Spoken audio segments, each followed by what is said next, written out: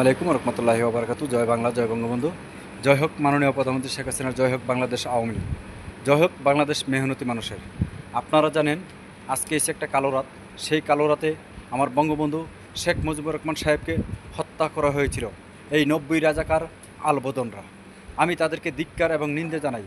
আপনারা জানেন এই বঙ্গবন্ধু বাড়িতেই 32 নম্বর বাড়িতে যারা বোলডোজারে 32 নম্বর বাড়ি ভেঙেছে, তারা আমাদের বঙ্গবন্ধু বাড়িতে গিয়েছিল ফুলসজ্জা করার জন্য। তারা ভেড়ি দিয়েছে, বাধা দিয়েছে। আমি তাদেরকে ধিক্কার এবং নিন্দা জানাই।